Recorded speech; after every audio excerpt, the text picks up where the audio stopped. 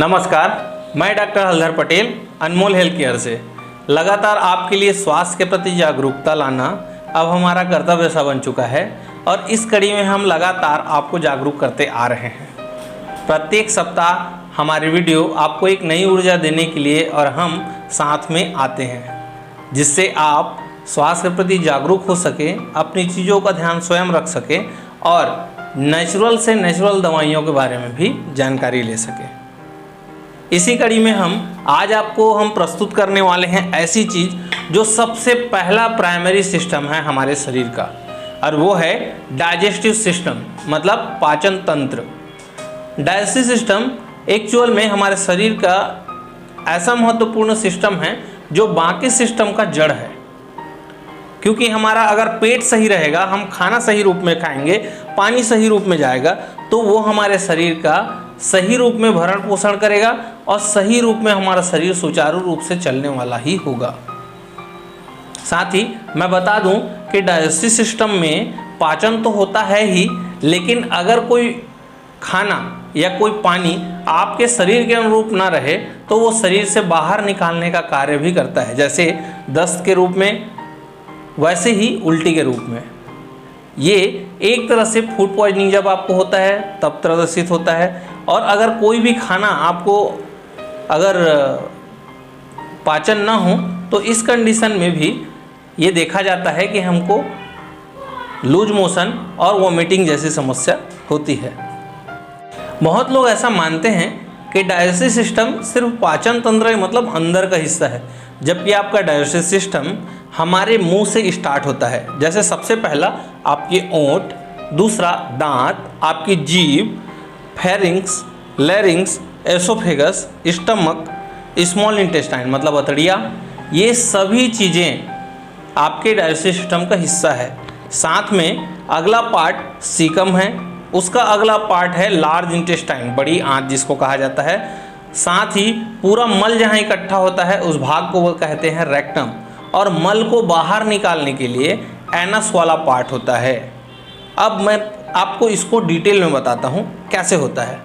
हमारे कुछ भी खाने को प्रोटेक्शन के लिए, जाकि लार शरीर से बाहर मत जाए, मुंह से बाहर मत जाए, इस चीज़ को ध्यान में रखने के लिए हमारे लिप्स बने होते हैं, ओंठ, ताकि हम चबाते वक्त किसी भी चीज़, कोई भी चीज़ अगर बाहर जा रहा है तो ना जाए।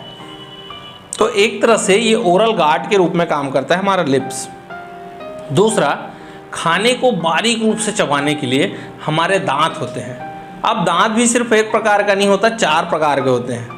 इंसीजर, आपका दांत, शुरू का दांत जो है वो काटने के लिए होता है, अच्छे चीज़ों को जो बारीकी रूप से काटता है उसको बोलते हैं इंसीजर।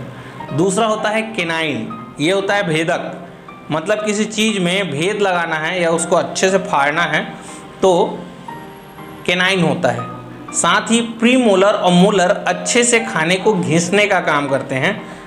ये आपका ऐसा हिस्सा है जो आपके खाने को बहुत अच्छे से ग्राइंड करके उसको तरल पदार्थ में भी मिलाने का काम करता है, जो मिलाने का काम सलाइवा के साथ आपका जीभ करता है।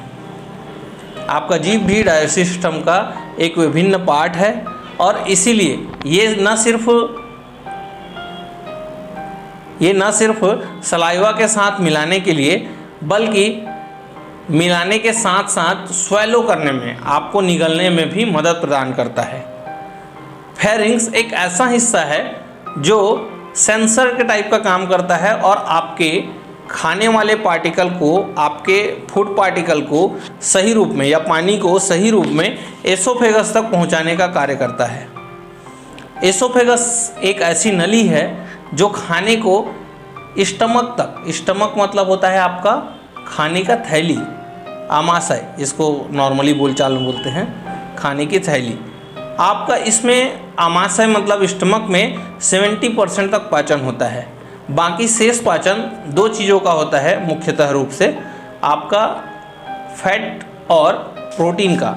ये फैट और प्रोटीन का पाचन इंटेस्टाइन में एम्पोला ऑफ वेटर वाले रीजन में होता है, जहाँ बाइल और पेंक्रिएटिक जूस साथ आते हैं। इस तरह से पाचन होकर जो पूरा लिक्विड होता है, लिक्विड मटेरियल, वो लिक्विड मटेरियल लीवर की ओर ट्रांसफ़र हो जाता है पोर्टल वेन के माध्यम से, जो होता है स्मॉल इंटेस्टाइन के कनेक्शन के माध्यम से। और जैसे ही ये पाचक रस जो बन के जूस बन के आगे की ओर जाता है, ब्लड में मिलता है, और इसी से आपको उस खाने का प्रॉपर ऊर्जा मिल पाता है। इस तरह से डाइजेस्टिव सिस्टम का पार्ट 1 हम समझ चुके हैं।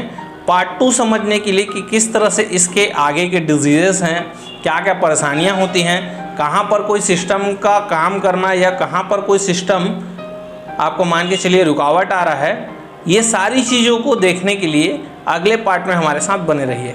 तो मिलते हैं डाइजेस्टिव सिस्टम पार्ट 2 में, जिसमें हम जानेंगे इनके विकारों को और इनके सिस्टम वाइज प्रॉब्लम को। कैसे आप पहचानेंगे कि ये वाला परेशानी हो रहा है, मतलब इस सिस्टम का काम है, इतना तक डिफाइन होगा आपके अगले सिस्टम में। बने रहिए हमारे साथ लगातार। और आज आपसे विदा लेना चाहूँगा। अगर यह कोशिश हमारी आपको अच्छी लगी हो तो लगातार लाइक कीजिएगा, दूसरों को शेयर कीजिएगा, दूसरों को बताइएगा, और साथ साथ आप भी सब्सक्राइब कीजिएगा। बहुत बहुत धन्यवाद।